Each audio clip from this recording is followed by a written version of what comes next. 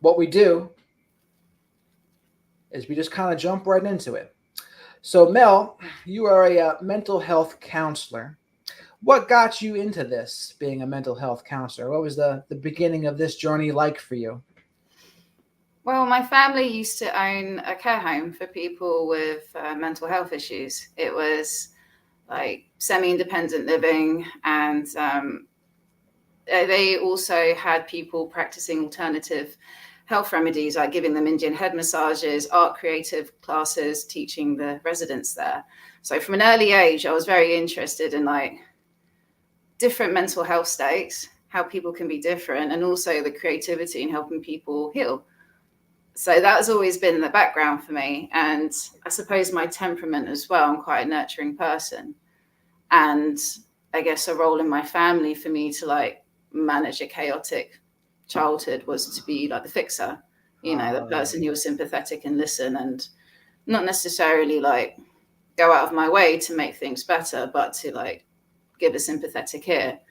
And it made them happier. And I was like, oh, okay, then I can relax now. My anxious parent is happier, I'm happier, and there you go. Many years later, I'm a counsellor. They would call that confluence. I think you found a way to have confluence with your parents. You found a way that's how you get love from them. Oh, totally. And I should also say I'm just really interested in psychology. Like I had really vivid dreams, and I was lucid dreaming a lot as a kid. So I ended up reading more about psychology with dream interpretations. And but yeah, going back to what you're saying, for sure, it was a learnt way to. I'm in relationship if I can be of service to others. Yeah, It's like so your I love found language. myself in friendships like that as well. That makes sense. What was your family upbringing like? I was a latchkey kid, pretty much. Yeah. And my parents worked really hard. I understand, I get it. When you are trying to live in London, you got to work to pay the bills. So I would be by myself coming back from school. But to be honest, I quite like that. I really like alone time. And I lived right next to a patch of woodland. So I was always going into the woods. So nothing's really changed. I still do this now to unwind from my work. But yeah, my family is neurodivergent, autism, ADHD, cluster B traits, for sure. They all run in my family. And as functional as we were, there is nonetheless a lot of anxiety and aggravation, and also a typical British family in some ways, even though my family are Greek and French. At the same time, the stiff upper lip and let's just brush everything under the carpet, that was very common in my family. So there's a lot that was unsaid. So they would say, I've made a video about that not long ago, that dysfunctional families sweep problems under the rug and they have a lot of dishonest harmony. They don't get to the bottom of issues. And I think in your dynamic, you had a neurodivergent father. Was your mother neurodivergent too? I think we all have autistic traits in my family. My mom has traits for sure. Yeah. We're quite similar in how we struggle with processing other people's emotions at times, and speak very matter-of-factly and bluntly and often inappropriately to the situation. Which as an adult now, I see so many similarities and I have more sympathy. And but as a kid, it was a bit much. And plus she's in an unhappy relationship, so I'm feeling all of her feelings very intensely and not being able to communicate it. So everyone in my family was like that, struggling with communicating their feelings and just shoving it under the rug, which is a very common thing, I think, for a lot of people in their families. So before I ask the next question, I think we should ask this question first. How did you learn how to deal with your feelings as a neurodivergent person yourself? I mean, as a child? Well, as a child, as an adult, whatever you found that's worked. Well, I mean, the positive things would be just going out into nature. That was very much a healing thing for me. And I found it very easy to get lost in my imagination and get into creative play to take my mind off things. Yeah. I found it from an early age. I know how to take my mind off things quite well. The unhealthy habits was a sugar addiction for me, personally, turning to food and sugar. I was very sporty. Like I went to a lot of like gymnastic classes and dance classes. So I didn't look like I was overweight, but the food I was eating, it was just terrible. Absolutely. And I don't think it helps in the moment, but it's like cocaine, apparently. Like the brain lights up like you're just taking cocaine when you eat a lot of sugar. So similar effect in the brain. Absolutely. Yeah. Like a drug. But that's how my family communicated. It's like they don't talk about their feelings and thoughts, but hey, eat this amazing cake that I've made. And I've got a French mum, she makes amazing food. So it's like an act of service almost. I've noticed that a lot in my family too, because like my dad's probably a little neurodivergent, that it seemed a lot like narcissistic traits at the time. But as I've gotten older, it was like, no, I think there was some overlap there. And I think that's something you can relate to as well with your dad. And it's not talked about as much, that similarity, because I think it makes a lot of people upset just to even mention it in the same sentence. I know, right? I've heard people get upset. Like if you mention, oh, like narcissism and ADHD can have some overlap, or they can be comorbid. But to even mention it in the same sentence, they'll be like, oh my God. And then of course you realize, right, that people get mad about you mentioning it. Well, here you are acting like the very same thing that you say you're not, but here you are. But what kinds of traits that did your father have that were like a little more on the narcissistic side, or would appear to be that? Oh, definitely. Probably more than narcissistic traits, to be honest. Okay. But then given like his dad, when you really take time to see like how they became this way, it's easier to have sympathy. However, it's wise to not spend so much time around people like this, because when it's more than just traits, it just becomes like power play, about playing games to get your attention and control. And it's tiring. It's very tiring. Right. But narcissistic traits, pretty much most of us, I think, do have some narcissistic traits. Sure. Right? It's very commonplace, and I think it's a good idea to do a bit of shadow work, really, and look within and think, why am I so scared of narcissism? Is it perhaps I can't see within myself my own narcissistic tendencies?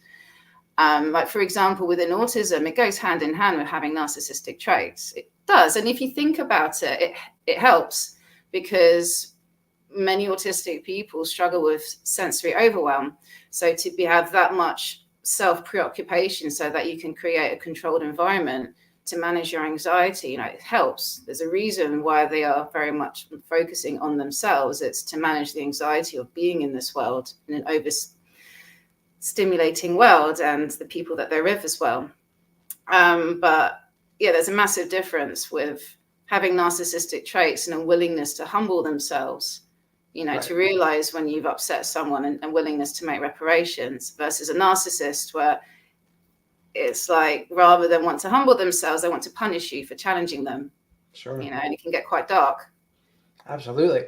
And I think what I've noticed in the people who are neurodivergent, they can be just callous, right? They can say some callous things and socially uncalibrated things where they just don't recognize it. They don't recognize, wow, that could be a pretty hurtful thing to say, but they just don't pick up on it. They don't notice it. So it does a lot of harm. And then they'll do like sometimes the family roles, in my experience too.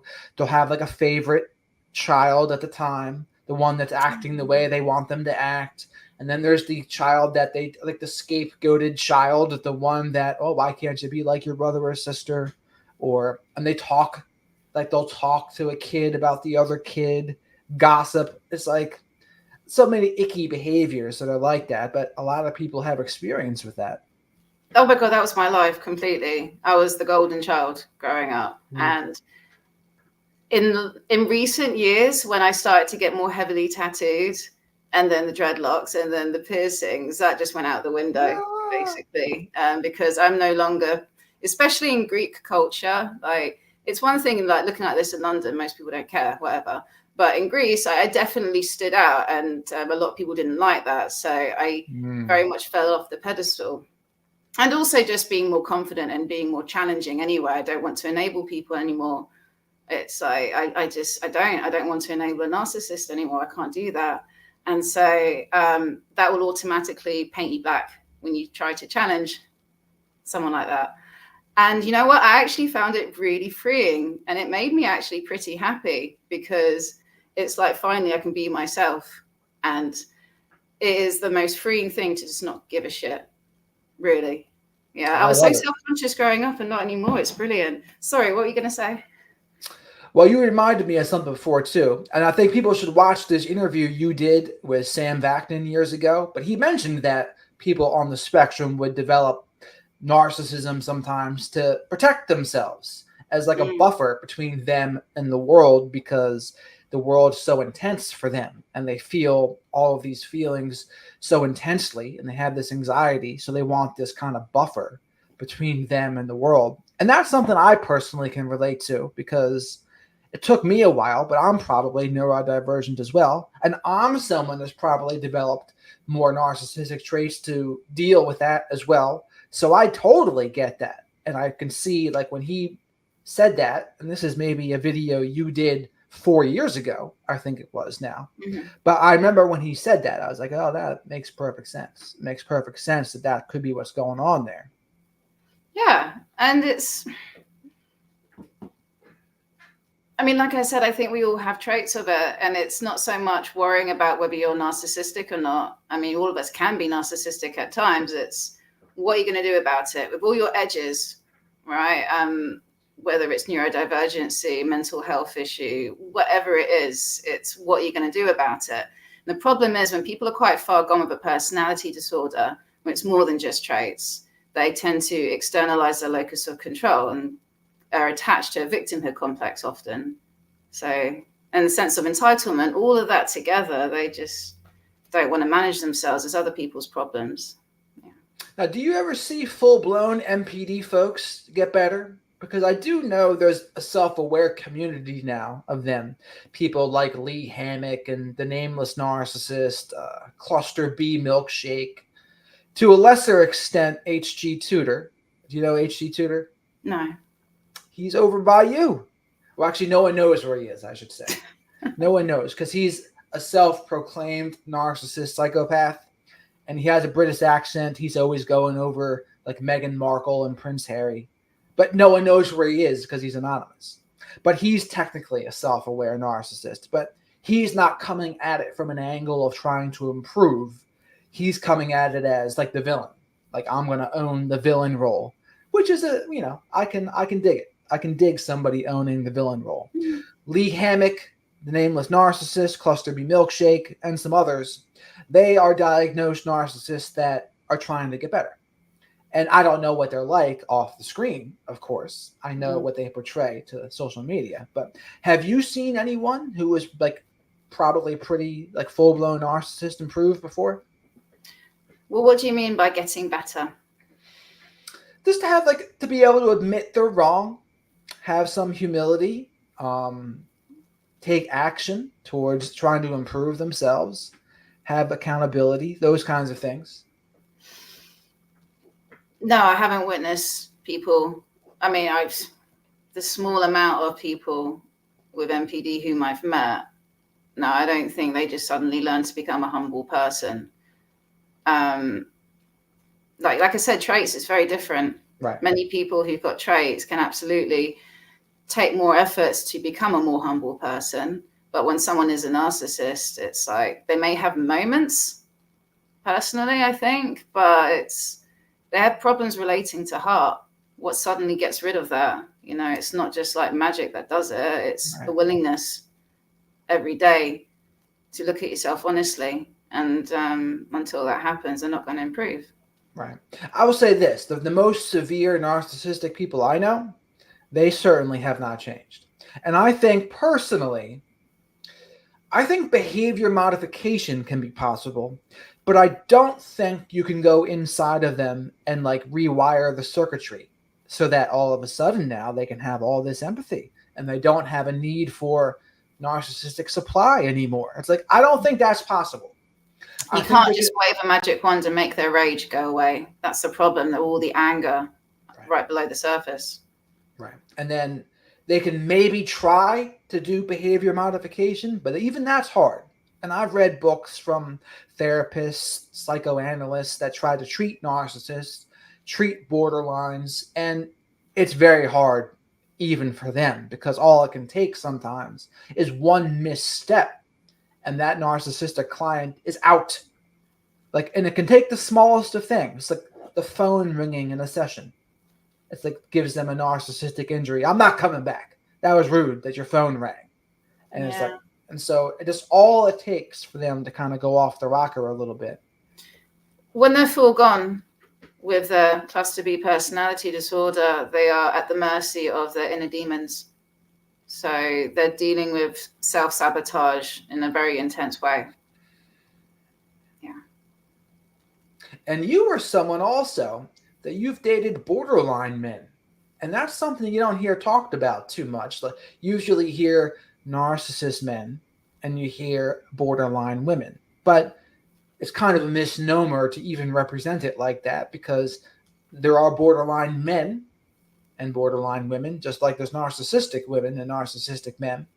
And me personally, I'm someone that I had undiagnosed autism, probably, like on the spectrum. And it probably turned into some borderline for me for a while. Like in my late teens to early 20s, I looked up through all the criteria. I fit every one. Every one of them I did. And, you know, there's probably some like narcissistic stuff in there too, for sure, because narcissism and borderline can certainly overlap in some ways.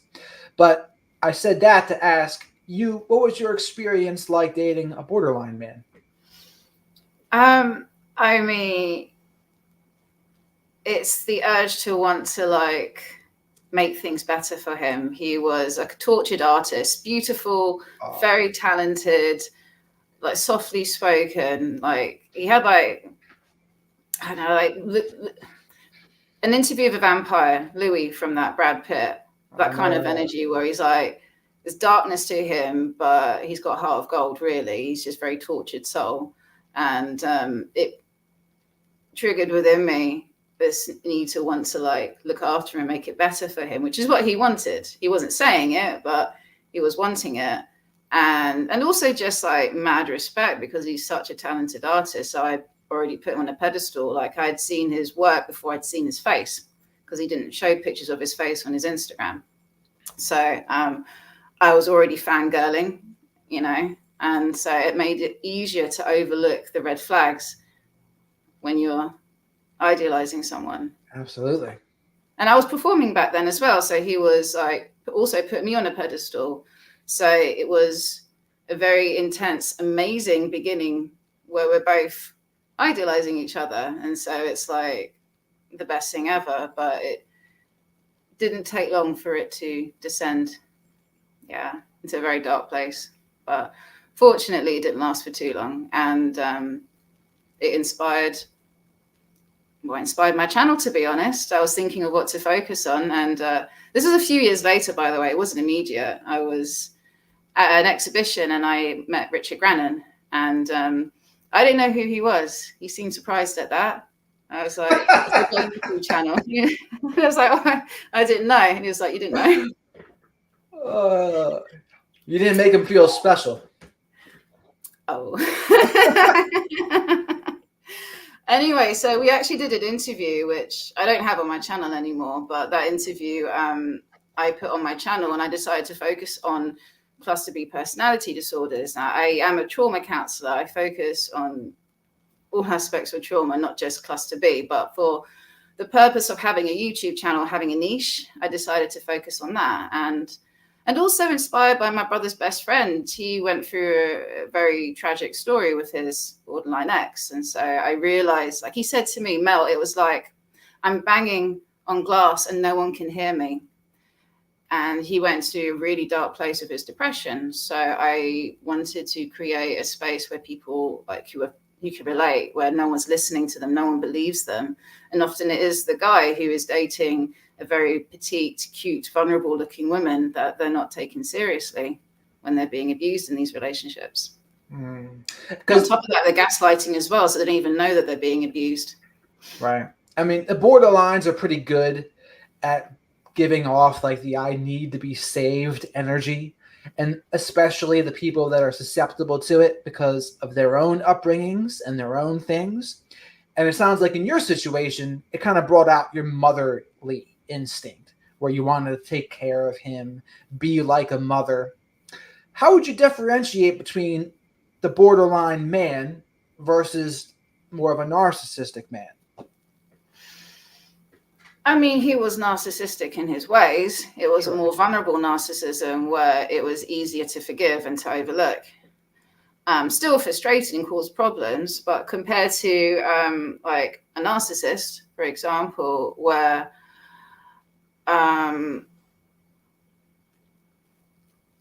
like they were being annoying for my attention. They were trying to do more attention-seeking things in a more annoying, irritating way to submit me.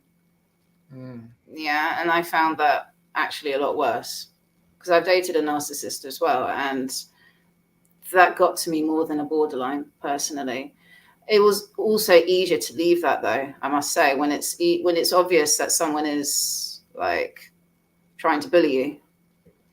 I can't stand bullying, and I'm strong enough to walk away from that. You know, I wasn't devaluing.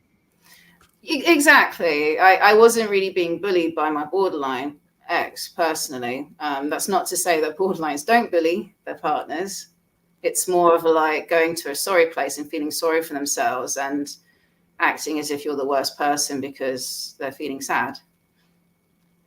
They go heavy on the victim card Exactly. a lot of times. And that's a tough one because there's real victims, and then there's people playing the victim, and then there's some overlap sometimes, right? There are people who are a victim and they're playing the victim. So you got to kind of like figure out what you're dealing with there. But that's why I try to stress like personal responsibility with it. It's like, hey, you can only really handle what's on your side. Like going heavy on the victim card's probably not going to go too well for you. Like I've never seen it go well for anybody for that matter. And when you start blaming others and woe's me, the Eeyore routine, it doesn't end in a good place. This is my problem. I'm sympathetic initially, but when someone keeps pulling out the poor me card, I just end up just speaking my mind and be like, here's the world's smallest violin playing the world's saddest song to you. You know, it's come on, give me a break. Every day I listen to people with their stories. Everyone's got trauma in a way, right. You know, everyone's experienced abuse. So this is the kind of world that we live in. It's like if everyone just was complaining about how bad their life is and didn't do anything, then the world would stop working, descend into chaos. You know, we do need to get over ourselves after a while, you know, feel the feelings and then pull your socks up. But tell that to a borderline, bad idea. I was punished. you gotta really put kid gloves to have any kind of like accountability conversations with them, or it just won't go well. Like I know. This is why there's a lot of problems when people on the autism spectrum date people with BPD. It's like you're going to end up offending them. Now, and that's a good thing to note there too, because a lot of people who are neurodivergent, they do attract narcissists and borderlines a lot. Why do you think that is? I mean, there's crossovers and shared experiences of being different, you know. And I think also with autism, for example, it's like hard. One can be easily coerced. And if someone is, say, you know, narcissistic, they can be quite domineering of their energy. And so it's then easy to fall into a relationship with someone like this without really realizing it because of how easily you could be influenced. That's just one example. I mean, what about you? What do you think? I kind of think, and there's no science behind this, I don't think, but I kind of see it as a scale. Like those borderlines, neurodivergence, and narcissists are on a scale. And depending on their consciousness, they can be like one another. So, for example, a drunk borderline could probably appear pretty narcissistic. And the same thing for a drunk neurodivergent person. They might act pretty narcissistic as well, especially when drunk. So I think they have like a certain continuum in common. So they kind of get one another. Like, because I think some people even say, like, a lot of times borderline is an undiagnosed autism. And I think Sam Backman says also that neurodivergence is like pretty similar to narcissism in a lot of ways as well. Mm-hmm. And so I think they just get each other on those ways as opposed to the normies. And I think that's where people, and this is a big thing, right? For people who have had issues with mental health and addiction, or like big issues and stemming from trauma, of course, but that's how they present themselves, right? With the mental health and addiction stuff. But when they meet people who have been through those similar struggles, it's like such a relief to find people that get you and they're like are on the same page as you. And I have found that borderlines, neurodivergence, and narcissists generally get each other. Now, granted, it can all go to hell for sure, but in the beginning, they get each other, and they don't have to. They can just like be themselves a little bit and let the guard down a little bit instead of having to be like more of a mask, which a lot of people do like with the others, with other kinds of people. So I think that's just like relieving for people to have that because often they've had similar backgrounds too. And I think the hardest part is when you've been through those kinds of traumatic backgrounds, it's like, okay, what's making me feel comfortable with this person? Is it that we just have these big dark things in common? Because that maybe isn't the best way. Like that isn't the best common ground. Yeah. But maybe a better common ground would be, well, they've been through that, but they've done the work. They've done some work on themselves, and they have some self-awareness, so they can relate to you on that level now. And I think that's, of course, a much better level to meet them at. And I think the people that it's tempting, right? Especially when you're younger, when fewer people have done the work because they don't even know about the work a lot of times when they're younger. But when you're like in your teens, 20s, you meet someone who's had a similar dynamic as you, like you feel at ease with them.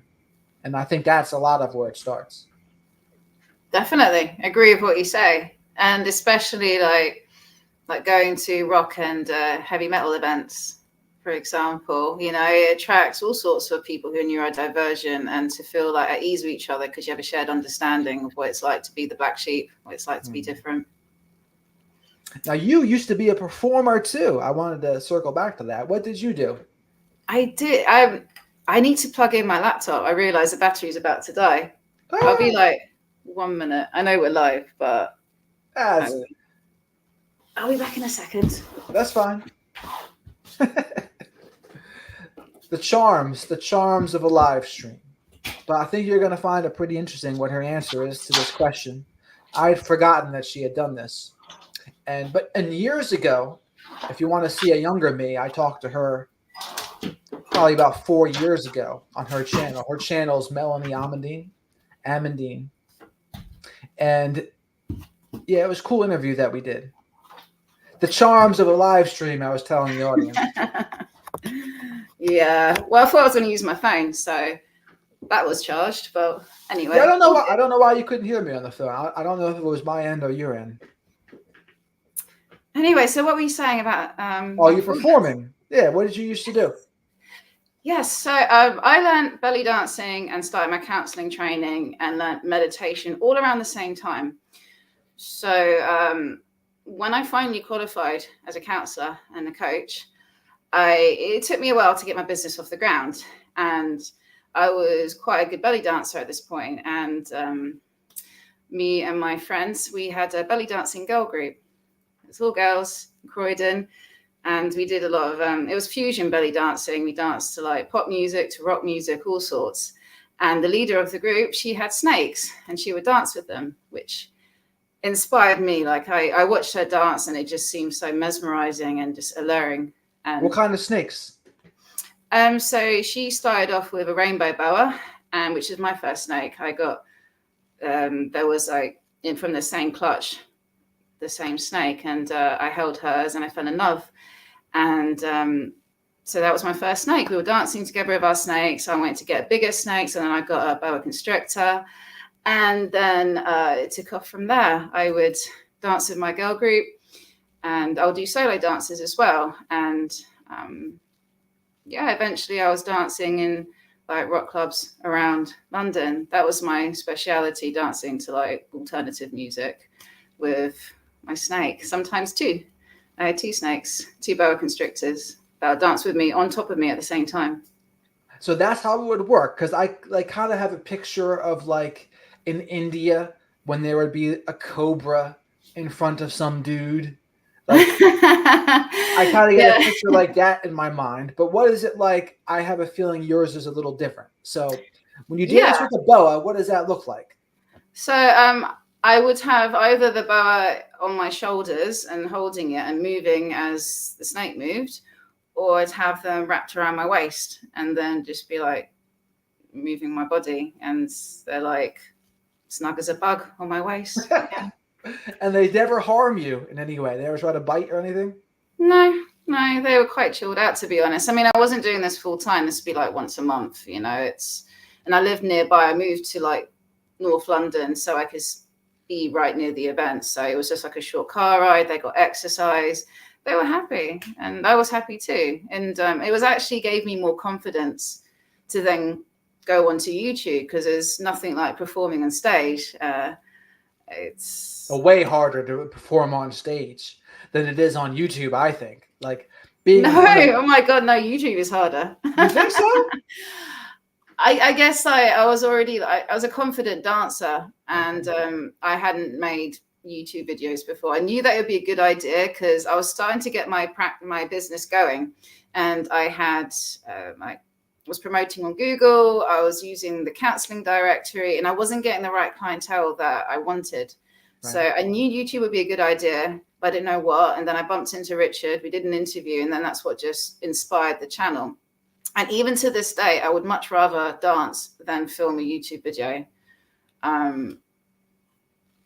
Yeah, I don't really like talking to the camera. I mean, it's fine because I like talking with you, but making my content, it just feels really corny. Like I wouldn't talk like that in normal life. I struggle with sitting down and, you know. I think there's something different about in person with a group of people, the stimulus of all of those people. Like, but here's the thing though. I would do better giving a presentation to a group of people than having to mingle in a small talk, like a happy hour. That would be my living hell. The small talk happy hour. Me giving a speech to a group, that's fine. But an artistic endeavor in front of a group, now that is harder. I don't consider a speech necessarily an artistic endeavor. But music or comedy or dancing, those three, I mean, comedy and dancing in particular, they're probably the three hardest of all to do. Especially the comedy, because you're dependent upon the reactions. And if you don't get reactions, you're bombing. Right? So at least with belly dancing and snake charming, like you're not going for as much of an initial reaction like a comedian would be, right? But I still think that's super hard. So I give you a lot of credit for that. And I think I'm like you as well. I would think the snakes wouldn't mess with me. I think like all animals like that. I think any animal, if I could just see them, they would sense my energy and they would not have a problem with me. And they would just they would let me pet them even sometimes. It wouldn't matter. Like they would just be fine. Like if they don't sense your fear, they would be okay with you. Yeah. I mean, especially with boa constrictors, they're so chill. It's providing they're well fed and you're looking after them. You know, they're safer than like a dog, personally. Like I would. Oh yeah, like I mean, if it was my dog, it's different. But some like, and not like a Labrador, but I'm talking about like some dog who's running towards me in the park, for example. I'm going to be cautious because dogs can bite. Whereas boa constrictor, it's like they're chill. They're not a bitey kind of snake. Okay.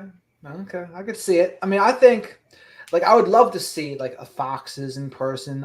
My mom has a fear of snakes. So she's like Indiana Jones, like hates snakes. And I was like, no, I have no problem with snakes at all. The only animal, do you have any fears of animals? No, I have discussed around certain things like cockroaches, but I don't fear any animals now. Okay. There was a time in my life where I didn't like spiders. Like something about the 8-legged arachnid thing, like a jump scare from a spider, I wouldn't like.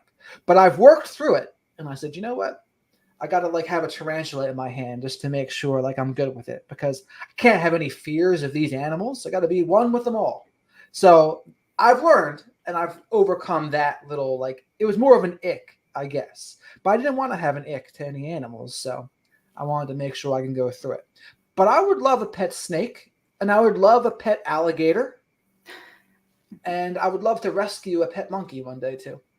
But I wouldn't be able to just have a pet monkey. It would have to be like a rescue.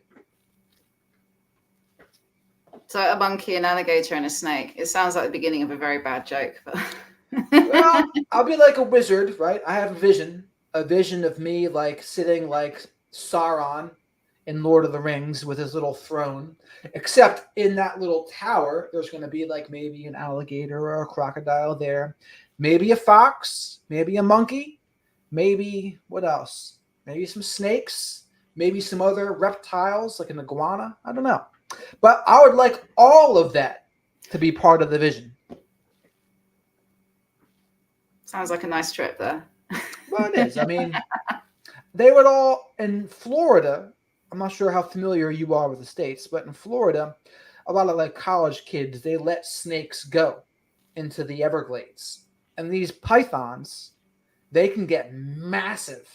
I saw on TV.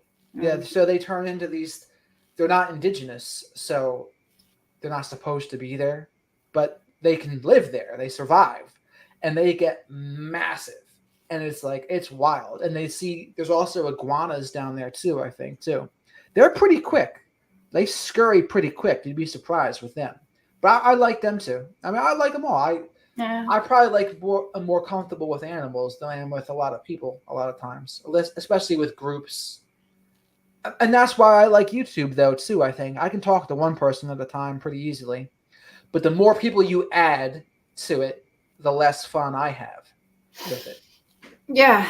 What you were talking about earlier about a living hell, making small talk at happy hour with people. I can't do that either. I'm terrible with small talk. And like, I've tried once dating apps. Like I tried Bumble once, and I realized I absolutely hated talking to people because it's all like, just small talk, messaging each people. And then I'd be like, hey, can we actually meet in person and have a human conversation about more interesting things?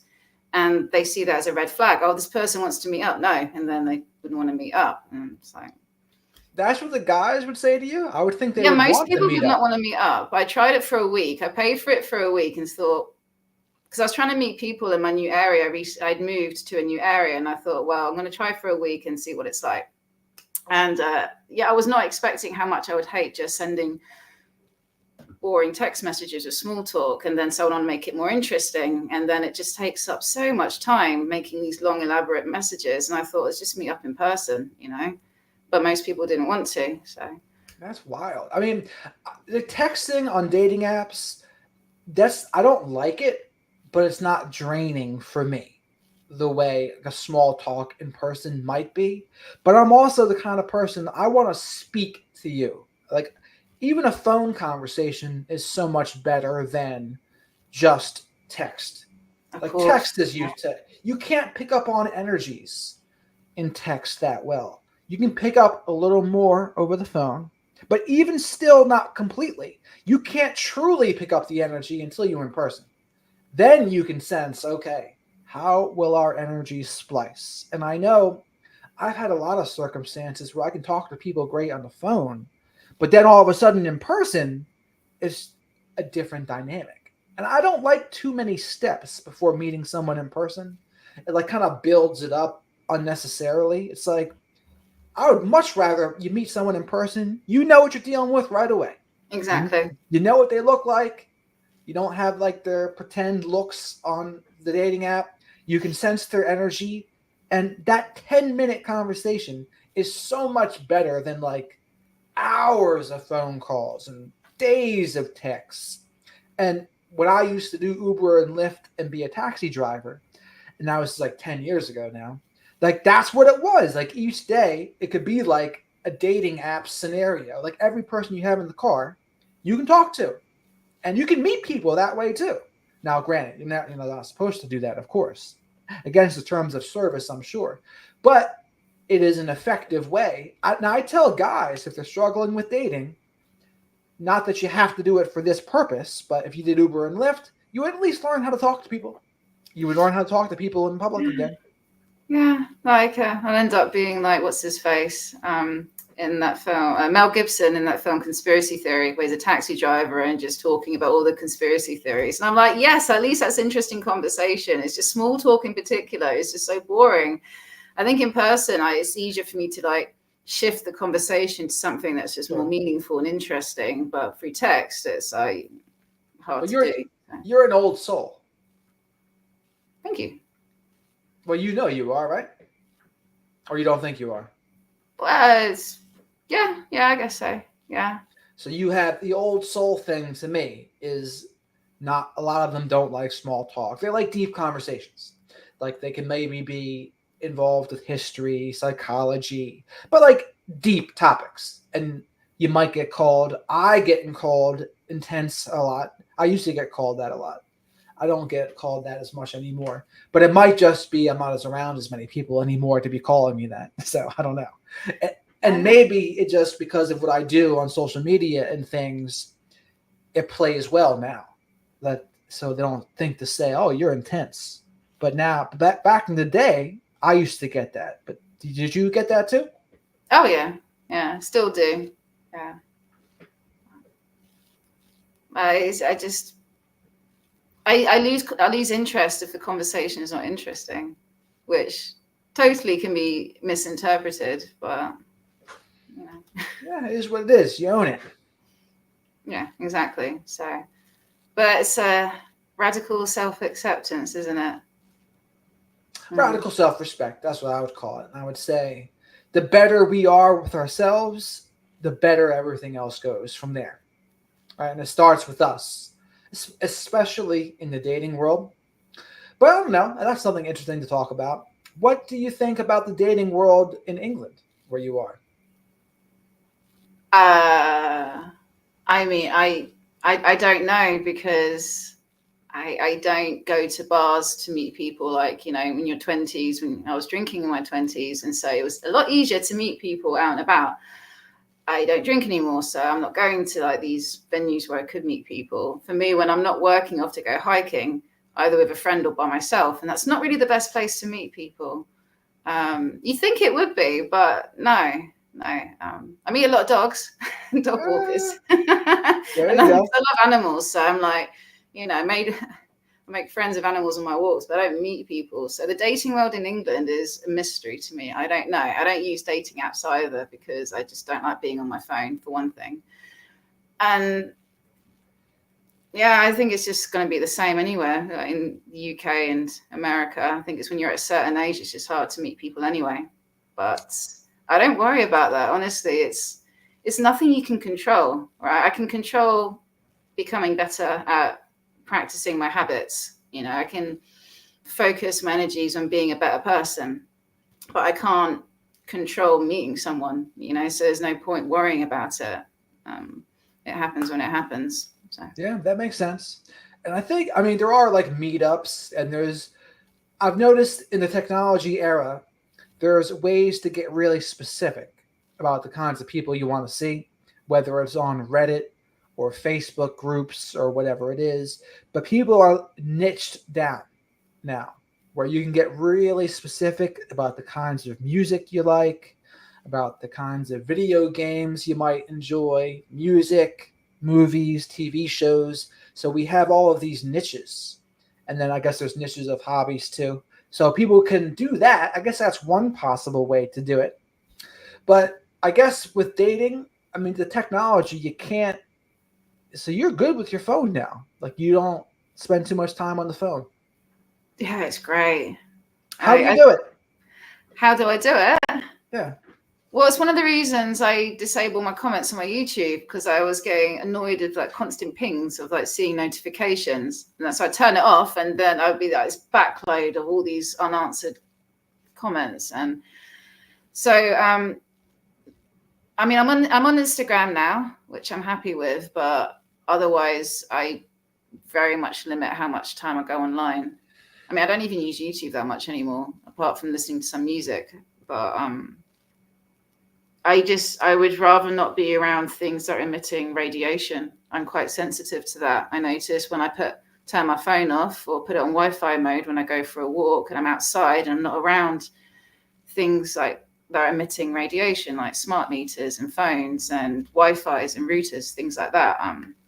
I feel so much better. And because I feel better not being around technology, I don't use it as much. And my friends and family are used to me just taking my time to get back to them. They know what I'm like. So I'm not in a rush to, I don't feel obliged to be at my phone always to make other people happy, just enough that I can do my work and then be away from it all.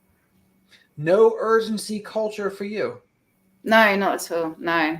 I mean, these people that you've mentioned to me, like, I don't really know who they are. I don't know other YouTubers in my field, really, apart from like the big ones. I just, yeah. Sounds freeing.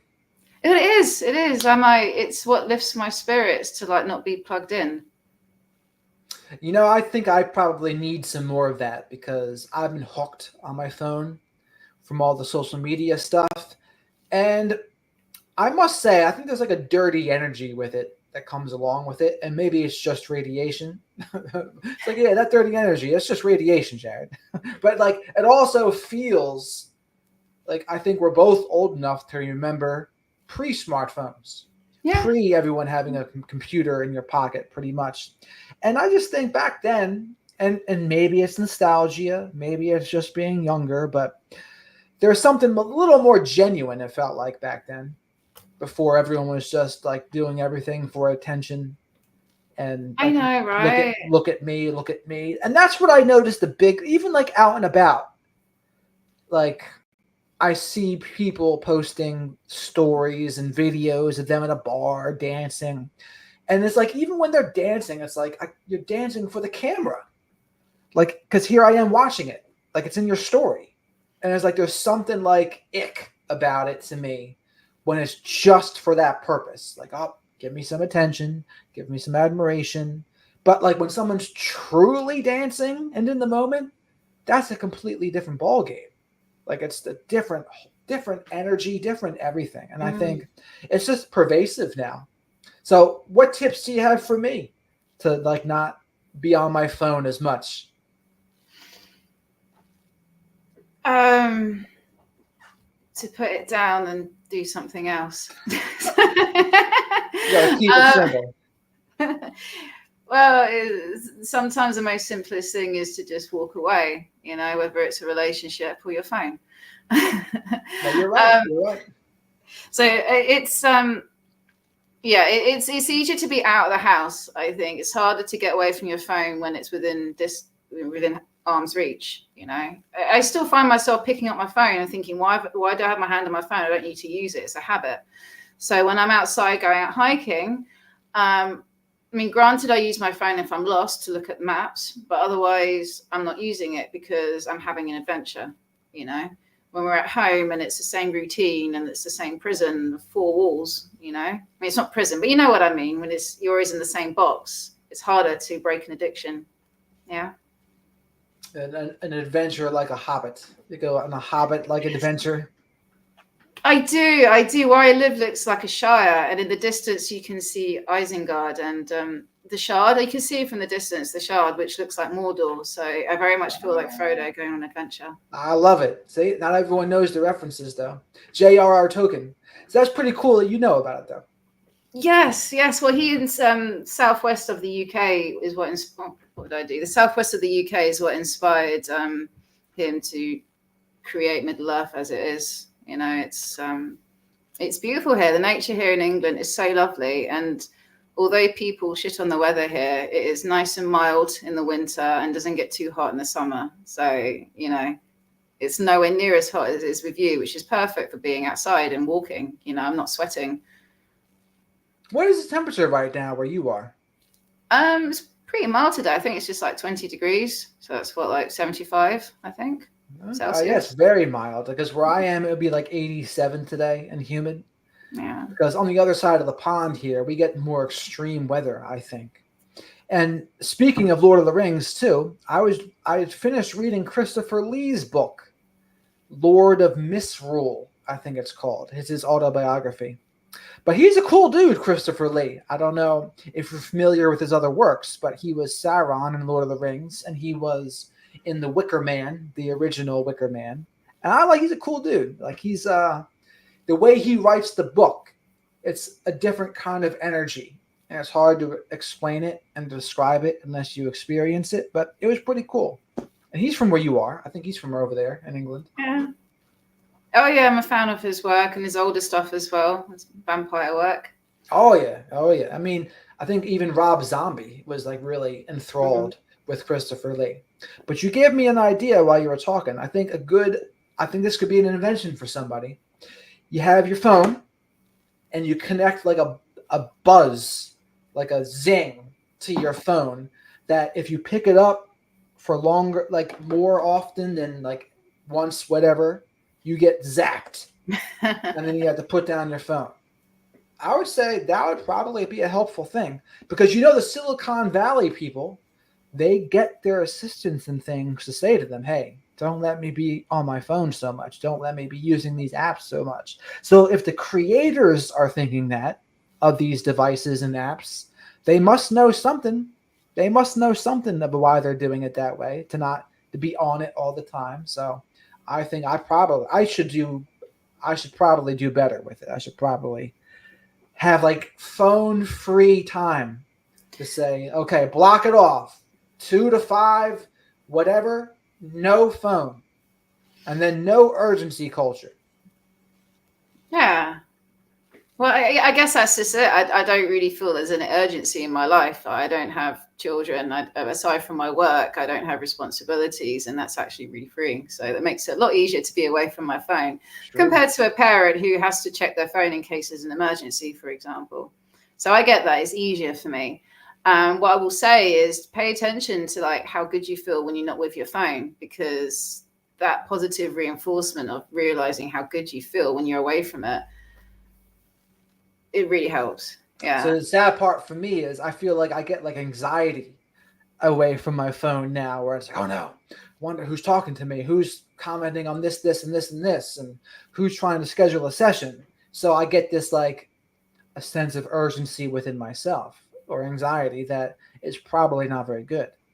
I mean, it's healthy. It means that you're going to get more work going. It's managing that. When it's unhealthy is when it's pervasive, when you can't get enough of your phone. That's probably where it is. Yeah, I mean, for me, maybe I should be more urgent. Maybe I'd actually like be earning more money if I, enabled comments and was promoting myself more. But my mental health is really good, and I attribute that to like not being around technology as much. Spending time alone, spending time talking with people, You got to do what's right for you. Yeah. And you are. And I think, like you said, for parents and things, it's probably much more difficult for them with their kids and picking them up from to and fro and whatever. But it makes me wonder, how did we all do it? How did parents do it for all of history before cell phones? They had a payphone. What did they do before phones? Like people managed with very direct contact via a phone until recently. So we're certainly capable, but now I think a lot of people just don't feel capable anymore of being able to put it down. Yeah. And the sad truth is that it can actually be quite helpful with distracting yourself. And many of my clients are overthinking and obsessively thinking, I should say, about their ex. And sometimes actually being on their phone can help until they think, oh, I'm going to go onto the Facebook, and then it makes it work. It makes it worse again. So it's a double-edged sword because, you can literally distract yourself by playing a card game. So if you're really feeling like angry, you can take time out and play a card game on your phone. So I'm not insulting technology here. It has its value, but it's managing it. And really the problem is addiction. And I think we live in a society that's encouraging addiction, whether it's sugar, phone, sex, porn, everything. Well, it's like who's using who? Is the phone using you, or are you using it? Well, it's programming us, isn't it? When we not just the phone, the internet. You go on and there's all these adverts. Our minds are programmable. Mindfulness training is so important for all of us, really, so that we can observe what's going on, so that we don't end up just buying everything that we are shown on TV. Yeah. And that's the thing. We're getting so many messages bombarded to us if we're on social media or podcasts or YouTube that it's certainly impacting us. Like it all does. And I think it can just get lost in the noise now of it all, that it's just so common for people to be using the phones. But all of that information and sensory overload, it matters. It makes a difference, and it does influence your thoughts. It's easier to really observe yourself and change your thought patterns and change your limiting self-beliefs and all these things. I personally think when you're outside in nature, I think it's easier to distract yourself when you've got technology around you. And when you're going for a walk and you're amongst the trees or you're listening to the ocean, it's something spiritual about that. This is what technology lacks. There's no spirit there.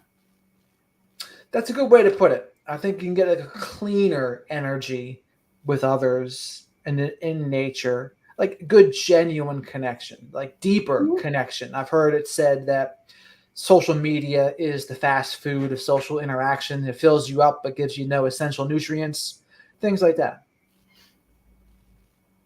Yeah. So that's pretty much like what I'd recommend for anyone, really. It's spend more time outside if you can. And pay attention to nature, rather than looking to a book for all your answers. Observe a tree, pay attention, listen. How do you feel? Take your shoes off, ground yourself, have an experience with the soil, things like that. It just helps us realize we're bigger than the problems that we are stuck in every day. Absolutely. So I want to be cognizant of your time here. Where can people find you on social media or wherever? I am only on Instagram, so that's Melanioe Amandine, same as my YouTube name. You can find me on YouTube, you can find me on Instagram, Melanioe Amandine, and my website as well, melanieamandine.com. All right, Mel. I appreciate you coming on the show very much. I hope people got something out of this conversation. I know I enjoyed it, and I hope you did too. Yeah, it was an enjoyable chat. Thank you so much, Jared. I like talking with you. I like talking to you as well, Mel. All right, but you have a great rest of your day here. We'll end this. Blink.